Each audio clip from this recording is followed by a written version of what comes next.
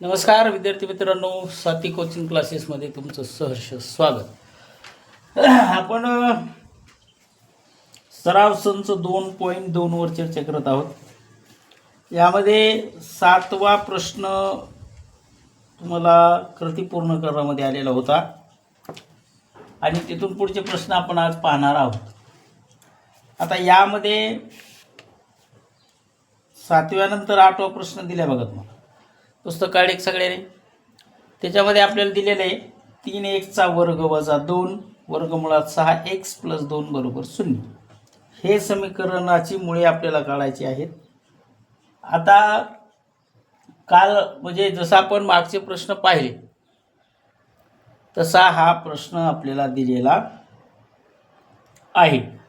प्रश्न काय दिला ते लिहून घ्या. मी पण इथं लिहितो बघा. 3x वर्ग आपल्याला दिलेला आहे. पुढे दिले वजा 2 वर्गमुळात 6x + 2 बरोबर 0. असं समीकरण आपल्याला या ठिकाणी दिलेलं आहे. आता याच्यामध्ये अवयव आपल्याला घ्यायचे आहेत. इकडं 3x वर्ग वजा 2x रूट 6x + 2 असं आपल्याला दिलेलं आहे. मग आता अवयव घेण्यासाठी त्याचा थोडा विचार करायचा आपल्याला आणि इथं आपण समीकरण तयार करू. बरोबर झालं लिहायचं. प्रश्न लिहायचा झाला. आता बघा 3x वर्ग तुम्हाला दिलेला आहे. मग आता काय करायचं बघा. इथं तुमचा 3x वर्ग जशाला तसा राहिला. आता 3x वजा होते. आता हे 6x + 2 याच्यामध्ये आपल्याला अवयव पद्धतीने घ्यायचं आहे. मग आपण काय करू, वजा इथं घेऊ 6x, परत इकडं वजा वर्गमुळात 6x 2 वेळेस घ्यायचे + 2 बरोबर 0 असं आपण इथं लिहू शकतो. तर बरोबर. मग आता हे लिहिल्यानंतर यांचा काय प्रॉब्लेम कालपासून सॉल्व्ह होईल बघा. आता तुम्ही म्हणले 6x कुठून आले, काय झालं, याच्याबद्दल आपण चर्चा करणार आहोत. आपल्याला पाडायचे बघा अवयव. बरोबर आपल्याला काय पाडायचे, अवयव पाडायचे आहेत. मग अवयव पाडताना काय करायचे तुम्हाला, हा 3x वर्ग तुमच्याकडे दिलेला आहे. तर सगळ्या संख्या वर्गमुळामध्ये दिलेल्या असल्यामुळं आपल्याला काय करायचे, इकडे लक्ष द्या. इथं रूट 3 वर्गमुळात आपल्याला घ्यायचे आहेत. कोणते, x मध्ये. मग 3x वर्गामधले 3x वर्गमुळात आपल्याला घेतले. किंवा याला पण तुम्ही भागाकार पद्धतीमध्ये घेऊ शकता. मग आता कंसात काय येणार आहे, तुमच्या कंसामध्ये आपल्याकडे येणार आहे वर्गमुळात 3x आले का, वजा दुसऱ्या वर्गमुळात 2x गुणाकार जर झाला तर 6x आपल्याकडे यायला पाहिजे. तर हे आलं. बरोबर. मग आता दुसऱ्या कंसात काय येणार आहे ते बघू. मग वजा इकडं येणार आपल्याकडे 2x. वजा जरा मोठंच व्हायला नाही का. आणि मग अवयव पद्धत सारखी असते म्हणून परत इकडे कंसात रूट 3x वजा वर्गमुळात 2x जशाला 2 जशाला तसे. आता हे वर्गमुळातले 3 हे वर्गमुळातले 2 कंसाच्या बाहेर आहेत. हे कॉमन आपल्याकडे अवयव आपल्याला पाडायचे असतात. मग म्हणून कॉमन अवयव पाडताना काय करायचे, तुम्हाला ह्या कॉमन पैकी कोणतंही एक पद तुम्हाला जागेवर ठेवायचं. मग आता कोणतंही एक ठेवलं तरी तुमच्याकडं पद सारखंच येणार आहे. आता याच्यातलं एकच घ्यायचं आहे म्हणून आपण एक घेऊ. इकडं आलं तुमचं 3x वजा वर्गमुळात 2 एका कंसामध्ये. बरोबर. मग इकडचा एक कंस घ्या किंवा इकडा कोणताही एक कंस घ्या. एक कंस तुम्हाला कॅन्सल करायचं. मग आपण एक घेतला. आता हे वर्गमुळाच्या बाहेरच्या संख्या परत तुम्हाला कंसामध्ये घ्यायच्या. मग रूट 3x वजा रूट 2 हे एका कंसामध्ये आपल्याकडं आलेले आहे.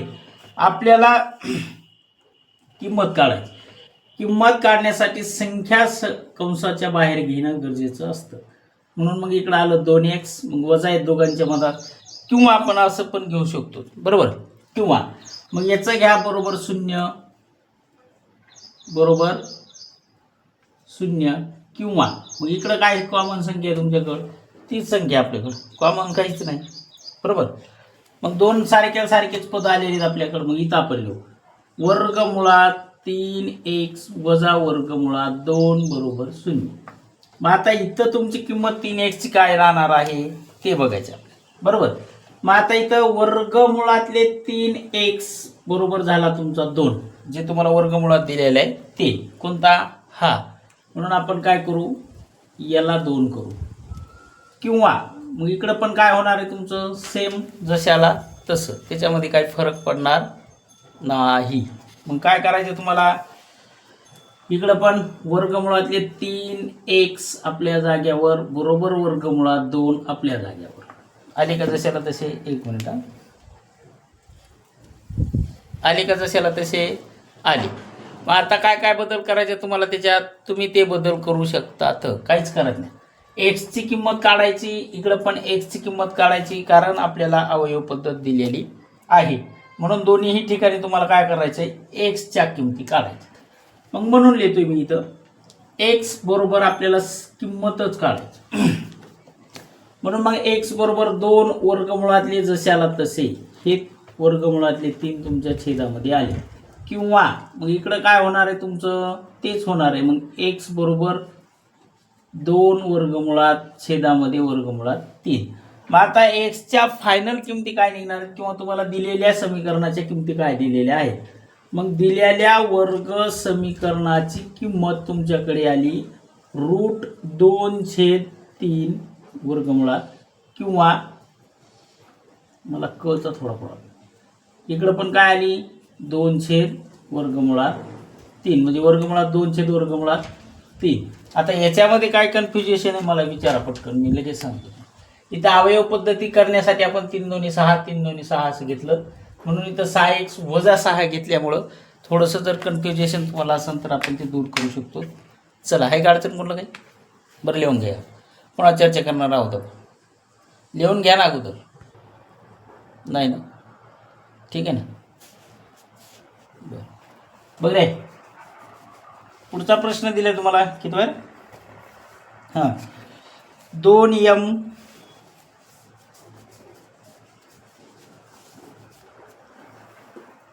कंसात m वजा 24. हे बघा असं प्रॉब्लेम होते, कोणीतरी बोलले m वजा 24 बरोबर 50 असं आपल्याला या समीकरणामध्ये उत्तर दिलेलं आहे. बरोबर. मग आता करायचं काय तुम्हाला याच्यामध्ये, आपल्याला याच्यामध्ये करताना लक्ष द्या. ह्या 2 पूर्ण कंसाला तुम्हाला गुणायचं आहे. कितीनं, 2. मग 2 कंसाला गुणल्यानंतर काय होणार आहे, आपल्याकडे संख्या परत चेंज होतील. बरोबर. मग आता 2 कंसाला गुणल्यानंतर काय काय होणार आहे आपल्याकडं, 2 गुणिले m, इथं 2m वर्ग वजा कंसातली संख्या तुमच्याकडे वजा आहे म्हणून वजा. मग परत 2 24ला गुणलं, गुणाकाराला तुमच्याकडे 48 बरोबर 50. समीकरण तयार झाले का नाही. आपल्याला बरोबर काय घ्यायचं आहे, 0. मग हे 50 कुठं आणायचे, बरोबर चिन्हाच्या अलीकडे. मग म्हणून 2m वर्ग वजा 48 वजा 50 बरोबर 0. आताशी आपल्याकडे समीकरण व्यवस्थित तयार झालेलं आहे.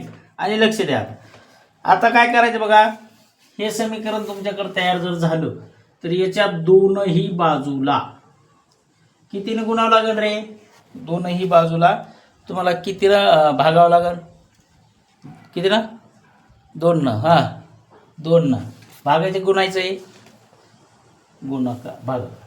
मग 2 न भागू. मग आता 2 न भागायचं आहे, 2 न 2ला भाग जात आहे. हो, मग इथं काय राहिलं तुमच्याकडे, 2 भागिले 2 2m वर्ग वजा. तो 48ला 2 न भाग जर तुम्ही घेतला तर किती राहिले तुमच्याकडे, 24. बरोबर. 48ला कितीनं भागायचं तुम्हाला, 24. इथं m राहिलं होतं माझ्याकडून, मग इथं आलं 24m. बरोबर. आता 50ला तुम्ही 2 न भाग जर दिला, कितीला, ह्या 50ला, उत्तर किती आलं तुमच्याकडे, 25. मग इकडं आलं आपल्याकडे 25 बरोबर 0. समीकरण तयार झाले आपलं m वर्ग वजा 24 m वजा 25 बरोबर 0. आता या समीकरणामध्ये तुम्हाला अवयव पाडायचे आहेत. काय करायचंय, अवयव. मग कॉमन संख्या घ्यायची. मग म्हणून आपण काय करू, m वर्ग आपल्या जागेवर जशाला तसा ठेवून देऊ. बरोबर, आलं का. मग वजा ह्या 24 आणि एमची करायची आपल्याला बेरीज, मग ती किती येईल 25 एम. बेरीज किती येईल तुमची 25 एम आली का आली. मग 25 एम प्लस एम, एम एक आगावचा घ्यायचा बरोबर. मग वजा हे 25 आहेत म्हणून वजा 25 आपल्या जागेवर बरोबर 0. आता आपलं समीकरण कसं तयार होणार आहे, एमचा तो वर्ग आपण घेतलाय, मग एमच्या वर्गामधला एक एम कंसाच्या बाहेर राहणार आणि एक एम कंसामध्ये प्रवेश करणार बरोबर. मग एका कंसामध्ये काय आलं तुमचं वजा 25, इकडं काय आहे कंसा त्या एमची तुम्हाला काय करायची किंमत घ्यायची, एमची काय घ्यायची तुम्हाला किंमत घ्यायची. मग ती किंमत घेताना त्याची किंमत किती घ्यायची, मग ती अधिक आहे म्हणून मग अधिक 1 हे एम तुमच्याकडे दिलेला होता, म्हणून याची किंमत किती आली आपल्याकडे अधिक 1 ही किंमत आलेली आहे बरोबर. अधिक एम ही काय झाली तुमच्याकडे त्याची किंमत आलेली आहे. मग ती किंमत काय करायची तुम्हाला 1च्या स्वरूपामध्ये मांडायची, मग मांडली. दुसऱ्या कंसात काय आलं आपलं कॉमन पद बरोबर काय 0. आता एम गुणिले एम एमचा वर्ग, एम अधिक 24 अधिक एम 25 एम तुमच्याकडे झालेला आहे. मग आता काय होणार आहे ह्या 25 एम मधले एक पद घ्यायचा, एका कंसात घेऊ आपण एम वजा 25 आणि दुसऱ्या कंसात आलं आपल्याकडे एम प्लस 1 बरोबर 0. आलं का आलं. तुम्हाला काय करायचे फक्त एमच्या किमती काढायच्या आहेत. मग आता एका कंसामध्ये तुमच्याकडे आलं एम वजा 25 आणि एका कंसामध्ये काय आलेले त्याला बाहेर घ्या, मग एम वजा 25 बरोबर 0 ही एक किंमत आली तुमच्याकडे, किंवा एम प्लस 1 बरोबर 0 ही एक तुमच्याकडे किंमत आलेली आहे.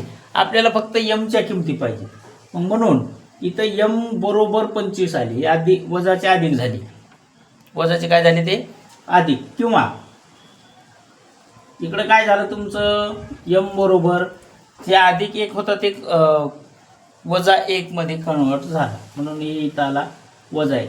आता दिलेल्या समीकरणाची वर्ग समीकरणाची मुळे काय आली तुमच्याकडे तर एक आलं 25 आणि दुसरं काय आलं वजा 1, अशी तुमच्या समीकरणाची मुळे आलेली आहेत. अशा प्रकारे हा प्रश्न होता. याच्यामध्ये बघा काय अडचण आहे का असं तर पटकन सांगा देऊन घेऊ.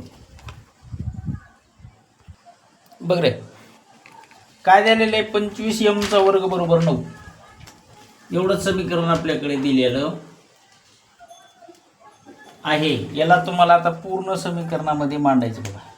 आता ह्या 9ला काय करायचंय बरोबर चिन्हाच्या पलीकडे तेला कुणीकडे घ्यायचे आपल्याला अलीकडे, मग म्हणून आपण काय करू 25 एमचा वर्ग वजा 9 बरोबर 0 घेऊ. आता एक गोष्ट लक्षात ठेवा, दोन्हीही संख्याचे तुम्ही जर विचारपूर्वक पाहिल्या तर याचे वर्गमूळ निघते तो दोन्ही संख्या. इथं काय व्हायले बघा 5 एमचं आपलं 25चं वर्गमूळ येणार आहे तुमच्याकडे 5 एम आणि 3चं वर्ग काय येणार आहे तुमच्याकडे याचं वर्गमूळ 25चं किती येईल तुमच्याकडे. समजा आपल्याकडे काय करायचं आपल्याला हा 5 एमचा वर्ग आहे आणि वजा हा कितीचा 3चा वर्ग किती आला 9, म्हणजे आपण त्या ठिकाणी वर्गमूळ घेऊ शकतो. इथं बरोबर 0.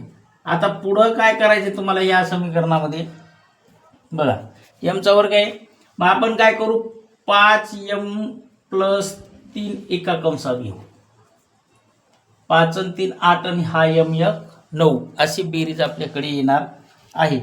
मग दुसऱ्या कंसामध्ये काय करायचे तुम्हाला तर 5 एम वजा 3 घेऊन बरोबर 0 घ्यायचं. 5 5 25 3 त्रिक 9 अशा प्रकारे आपण त्याचा गुणाकार करू शकतो. या प्रश्नामध्ये फार तुम्हाला हे करण्याची गरज नाही. मग म्हणून इथं जर एक्सची किंमत काढायची असली तर काही वेळामध्येच ती तुमच्या एक्सची किंमत तुमच्याकडे निघून जाणार आहे. मग आपण काय घेतलं होतं याला कंसाच्या बाहेर घ्या 5 एम प्लस 3 बरोबर 0 किंवा 5 एम वजा 3 बरोबर 0. आपल्याला फक्त एमच्या किमती पाहिजेत. काय पाहिजेत आपल्याला फक्त एमच्या किमती. मग 5 एम बरोबर हा 3 अधिक आहे ते बरोबर चिन्हाच्या पलीकडे गेलं तर काय झाला वजा, किंवा इकडं पण काय आलं 5m बरोबर, हा 3 वजा आहे, इकडं आला अधिक झाला. आपल्याला फक्त काय पाहिजे mच्या किमती. मग बरोबर आपण काय करू, m बरोबर -3 तुमच्या जागेवर, हा 5 गुणाकारातला भागाकारामध्ये आला. मग किंवा इकडं काय झालं तुमचा m बरोबर 3 तुमच्या ठिकाणी, 5 पण गुणाकारातला कुठं आला भागाकारामध्ये आलेला आहे. फक्त इथं -3 झालंय, इथं +3 आहे. हे तुमच्या वर्ग समीकरणाची मुळे येतील. मग दिलेल्या वर्ग समीकरणाची मुळे काय आहेत तुमच्याकडे, तर -3/5 एक आलं आणि 3/5 हे एक आलं. अशा प्रकारे हा प्रश्न संपलाय. पुढचा प्रश्न आहे 7m चा वर्ग बरोबर 21m बरोबर. 7m चा वर्ग बरोबर 21m. पटकन लिहून घ्या रे. काय नाही, मग मागचा जसा प्रश्न पाहिला ना त्या पद्धतीमध्ये तुम्हाला हे करायचं आहे.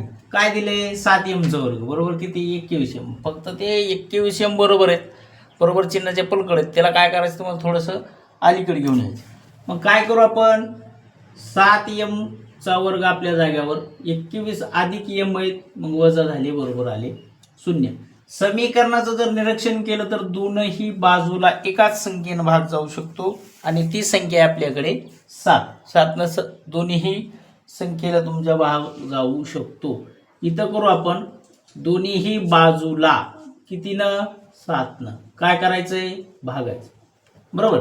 म्हणून 7 भागिले m, इकडं राहिला तुमचा m चा वर्ग आणि 7×3=21 बरोबर आलं तुमच्याकडे 0. आपल्याला जर अवयव पाडायचे तर आपल्याकडे समीकरण तयार झाले m चा वर्ग वजा 3m एवढं समीकरण आपल्याकडे तयार झालेलं आहे. बरं असो, मग काय करू, 1m वर्गामधला कंसाच्या बाहेर गेला, 1m कंसामध्ये आपल्याकडे आलेला आहे.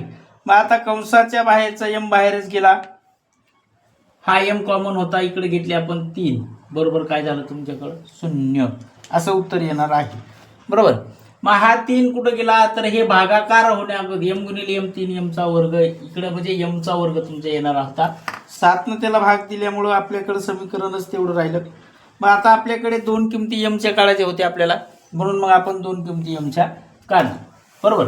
मग कंसाच्या बाहेर घ्यायचा होता. आता इकडे लक्ष द्या, m बरोबर 1 किंमत येणार आहे तुमची 0 किंवा m बरोबर 1 किंमत किती आली तुमची 0, कारण आपल्याकडे ह्या 3च्या पाठीमागं फक्त 1 म्हणजे m बरोबर 0 एवढीच संख्या तुमच्याकडे दिलेली होती. मग आता इकडे काय किंमत m वजा 3 बरोबर 0. मग आता इकडे तर काय बरोबर 0 आपण घेऊ शकणार नाहीत, कारण 0 अधिक किंवा वजा मध्ये नसतो. इथं समीकरण आलं तुमचं m बरोबर 0 किंवा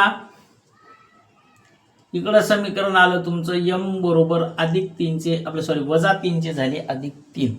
आता या समीकरणामध्ये वर्ग समीकरणाची मुळे काय येणार आहेत तुमच्या, तर दिलेल्या वर्ग समीकरणाची मुळे आपल्याकडे 0 आणि 5 आपलं सॉरी 3 एवढीच आहेत. एवढाच प्रश्न होता आपल्याला दिलेला. हा प्रश्न खूप सोपा आहे. शेवटच्या प्रश्नाकडे जाणार आहोत. त्याच्यामध्ये तुम्हाला 2m चा वर्ग वजा 11 बरोबर 0 एवढं समीकरण दिलेलं आहे. पटकन लिहायचंय. प्रश्न 12 अशा प्रकारे तुम्हाला दिलेला आहे, व्यवस्थित पहा. m चा वर्ग बरोबर m चा वर्ग वजा 11 बरोबर 0 असं समीकरण तुम्हाला दिलेलं आहे. आता याच्यामध्ये काय करायचं बघा, याला खूप सोप्या पद्धतीमध्ये घ्यायचं. m चा वर्ग तुमचा जागेवर जशाला तसा वजा जशाला तसं, याला फक्त तुम्हाला वर्गमुळामध्ये घ्यायचं आहे बरोबर 0. वर्गमुळात काय घ्यायचंय, 11चं वर्गमूळ निघतंय का नाही, मग काय घ्यायचं होतं त्याला वर्गमुळात, तर m चे आपल्याला अवयव पाडायचे. म्हणून m च्या वर्गामधला 1m आणि वर्गमुळात 11 एका कंसामध्ये तुम्हाला घ्यायचे. दुसऱ्या कंसामध्ये काय घ्यायचे m वजा परत वर्गमुळामध्ये किती घ्यायचे तुम्हाला 11 बरोबर किती 0. आता अवयव घ्यायला आपल्याला सोपं गेलं पाहिजे बरोबर.